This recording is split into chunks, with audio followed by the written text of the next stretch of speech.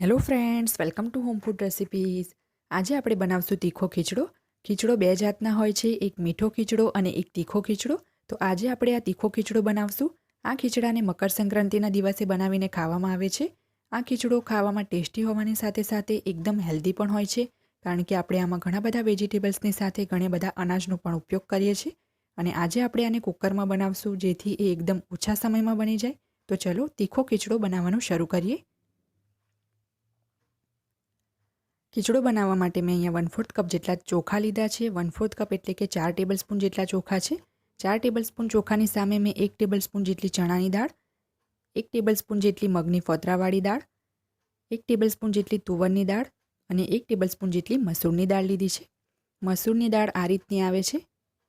આ ચારેય દાળ મળીને ટોટલ 1/4 કપ છે અને 1/4 કપ જેટલા ચોખા છે. તો હવે બંનેને મિક્સ કરીને એ જ માપથી મેં અડધો કપ જેટલા ઘઉંના ફાળા લીધા છે. ઘઉંના ફાળાની જગ્યાએ તમે છડેલા ઘઉં પણ લઈ શકો છો, પણ છડેલા ઘઉં તમને ગુજરાતની બહાર જે લોકો રહેતા હોય કે પછી વિદેશમાં રહેતા હોય એ લોકોને ઇઝીલી નથી મળતા, એટલે એની જગ્યાએ તમે ઘઉંના ફાળા લઈ શકો છો. આ બધી જ વસ્તુને આપણે 2 થી 3 વખત સાફ પાણીથી ધોઈને ગરમ પાણીની અંદર 2 કલાક માટે પલાળી દેવાની છે. મેં પહેલેથી જ આ બધાને પાણીમાં પલાળીને રાખ્યું છે. ગરમ પાણીની અંદર પલાળશું તો બધું જલ્દી ચડી જશે. અને અહીં 3 વ્યક્તિ માટે આ ખીચડાનું માપ છે. તમારા ઘરમાં જો વધારે સભ્ય હોય તો આ માપ તમે એ હિસાબથી વધારી શકો છો. હવે અહીંયા તમે જોઈ શકો છો કે ઘઉંના ફાળાને 2 કલાક પહેલાં જ મેં ગરમ પાણીમાં પલાળી રાખ્યા હતા અને ઘઉંના ફાળા ખૂબ જ સરસ રીતે ફૂલી ગયા છે. જો તમે આને ખાઈને જોઈશો તો તમને ખૂબ જ સરસ ખાવામાં સોફ્ટ લાગશે. અને એનું પાણી મેં નિતારી લીધું છે. સાથે જ મેં ચણાની દાળ, તુવરની દાળ, મગની દાળ અને મસૂરની દાળને પણ બીજા મોટા બાઉલમાં પલાળી રાખી હતી અને એનું પણ મેં પાણી નિતારીને નાની વાટકીમાં લઈ લીધું છે. આ દાળ પણ ખૂબ જ સરસ રીતે ફૂલી ગઈ છે. જે 1/4 કપ જેટલા ચોખા હતા એને પણ મેં ગરમ પાણીમાં 2 કલાક પહેલાં પલાળી રાખ્યા હતા. ચોખા પણ ખૂબ જ સરસ રીતે ફૂલી ગયા છે. ચોખા, દાળ અને ઘઉંના ફાળા બધું જ તમે સારી રીતે ધોઈને એક જ વાસણની અંદર પલાળી શકો છો. પણ અહીંયા તમને બતાવવા માટે જ મેં બધું અલગ અલગ રાખ્યું છે.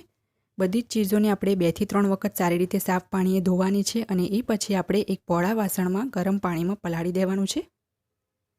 હવે શાકભાજીની અંદર મેં 1/3 કપ જેટલી ગાજર લીધી છે.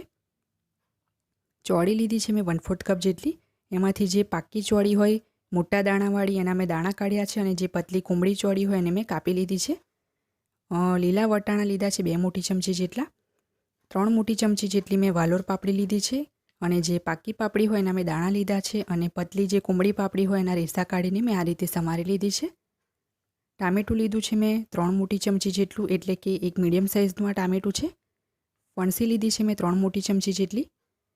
લીલી તુવરના દાણા લીધા છે મેં 2 મોટી ચમચી જેટલા અને સાથે જ મેં એક નંગ મીડિયમ સાઇઝનું બટાકું જેને મીડિયમ ટુકડામાં કાપીને પાણીમાં રાખ્યું છે, જેથી એ કાળું ના પડી જાય. એક મીડિયમ સાઇઝનું રીંગણ એને પણ મેં મીડિયમ ટુકડામાં કાપીને પાણીમાં રાખ્યું છે, જેથી એ પણ કાળું ના પડી જાય. અને મેં 1/3 કપ જેટલું સુરણ લીધું છે, એને પણ મેં મીડિયમ ટુકડામાં કાપીને પાણીમાં જ રાખ્યું છે.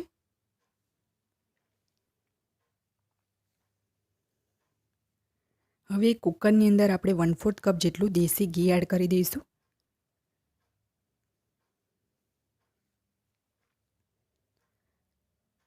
હવે આ ઘીની સાથે જ આપણે આની અંદર 3 મોટી ચમચી જેટલું તેલ એડ કરી દઈશું. જો તમારે ફક્ત ઘી કે ફક્ત તેલ બેમાંથી ગમે તે એક લેવું હોય તો પણ તમે લઈ શકો છો. અહીંયા મેં બંને લીધું છે. હવે આ ઘીને આપણે સારી રીતે ઓગાળી દઈએ. ઘી સરસ રીતે મેલ્ટ થઈ જાય પછી આપણે 1/4 ટીસ્પૂન જેટલું જીરું અને 1/4 ટીસ્પૂન જેટલી રાઈ એડ કરીશું. એ સાથે જ આપણે આની અંદર બધા ખડા મસાલા એડ કરીશું. તો ખડા મસાલાની અંદર મેં 1 નંગ જેટલું સૂકું લાલ મરચું લીધું છે, 1 તમાલપત્ર લીધું છે, 1 મોટો કાળો એલચો, 1 નાની લીલી ઇલાયચી, અડધા ઇંચનો તજનો ટુકડો, 3 નંગ લવિંગ અને 3 નંગ મરી લીધા છે. આ બધું સરસ રીતે સાંતળી લઈશું. બધું સરસ રીતે સંતળાઈ જાય પછી આપણે આની અંદર 1 મોટી ચમચી જેટલા સિંગદાણા અને 12 થી 15 જેટલા મીઠા લીમડાના પાન એડ કરી દઈશું. સાથે જ આપણે આની અંદર ડ્રાયફ્રૂટ્સ એડ કરીશું, જેમાં મેં 4 નંગ ખારેકના બિયા કાઢીને વચ્ચેથી સમારી લીધી છે, 7 નંગ બદામને પણ વચ્ચેથી સમારી લીધી છે, 1 મોટી ચમચી જેટલી સૂકી દ્રાક્ષ અને 1 મોટી ચમચી જેટલા ટુકડા કાજુ લીધા છે. બધું હવે આપણે સરસ રીતે 30 સેકન્ડ માટે એટલે કે અડધી મિનિટ માટે સાંતળી લઈશું.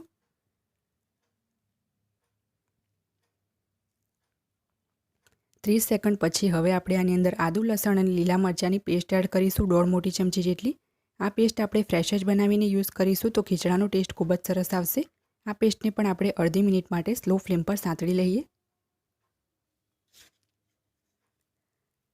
પેસ્ટ અડધી મિનિટ સાંતળાઈ જાય એ પછી આપણે આની અંદર ઝીણા સમારેલા બટાકા એડ કરી દઈશું. રીંગણ અને સુરણ પણ એડ કરી દઈશું. બધું પાણી નિતારીને જ આપણે એડ કરવાનું છે. અને હવે આપણે આની અંદર જે વેજીટેબલ્સ કાપીને રાખ્યા હતા એ એડ કરી દઈશું. બધા શાકભાજીને મેં સરસ રીતે ધોઈને જ એડ કર્યા છે. હવે આપણે બધું સરસ રીતે મિક્સ કરી લઈશું અને અત્યારે આપણે એની અંદર પાણી નહીં નાખીએ. 2 મિનિટ માટે આપણે એને તેલમાં અને ઘીમાં જ ચડવા દઈશું.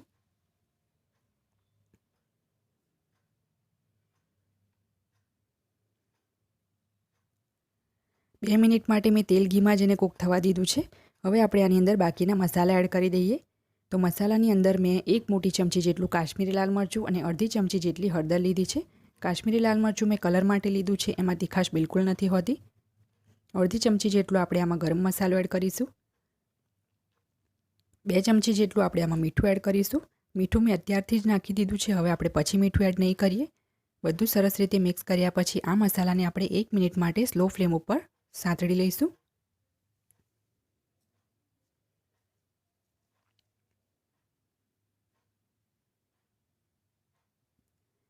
એક મિનિટ પછી હવે આપણે આની અંદર પલાળેલા ઘઉંના ફાળા એડ કરી દઈશું. બધું જ પાણી નિતારીને જ મેં એડ કર્યું છે. ચોખા પણ એડ કરી દઈશું અને પલાળેલી દાળ પણ એડ કરી દઈશું.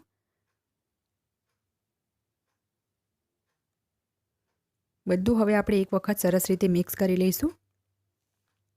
ટ્રેડિશનલી આ જે ખીચડો છે એ કુકરમાં નથી બનતો, પણ કુકરમાં ઘણો બધો સમય પણ બચી જાય છે અને બધું એકદમ સરસ અને જલ્દી ચડી પણ જાય છે. આ વેજીટેબલ્સમાં કોઈ પણ વેજીટેબલ તમે પસંદ અનુસાર એડ કરી શકો છો અને અનાજમાં પણ તમે કોઈ પણ અનાજ એડ કરી શકો છો તમારા પસંદનું. હવે આપણે આની અંદર 2 કપ જેટલું પાણી ઉમેરીશું. દાળ ચોખા અને ઘઉંના ફાળા મલાવીને 1 કપ છે, તો એની સામે મેં 2.5 કપ જેટલું પાણી લીધું છે. ગેસની ફ્લેમ ફાસ્ટ કરી દઈશું જેથી પાણી સરસ રીતે ઉકળી જાય અને એ પછી આપણે કુકરનું ઢાંકણું બંધ કરીને શરૂઆતમાં 1 સીટી ફાસ્ટ ફ્લેમ પર અને બાદમાં 5 સીટી મીડિયમ ફ્લેમ પર લગાવશું અને કુકરને આપણે જાતે જ ઠંડુ થવા દેવાનું છે. ટોટલ 6 સીટી પછી આપણે ઢાંકણું ખોલીને એને ચેક કરી લઈશું. હવે આપણો ખીચડો એકદમ સરસ રીતે કૂક થઈ ગયો છે અને વેજીટેબલ્સ પણ જે આપણે એડ કર્યા હતા એ ખૂબ જ સરસ રીતે દેખાય છે, મેશ નથી થયા અને સરસ રીતે ચડી પણ ગયા છે.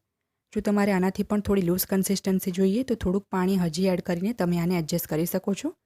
હવે આપણે આની અંદર થોડાક ઝીણા સમારેલા લીલા ધાણા અને થોડુંક ઝીણું સમારેલું લીલું લસણ એડ કરી દઈશું. લીલું લસણ આમાં ટોટલી ઓપ્શનલ છે, જો તમને ના પસંદ હોય તો તમે સ્કીપ કરી શકો છો.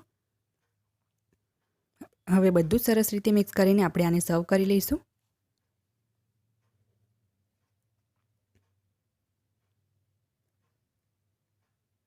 આ તીખો ખીચડો તમે ઉત્તરાયણ પર ચોક્કસ ટ્રાય કરજો, એ ખૂબ જ ટેસ્ટી લાગે છે.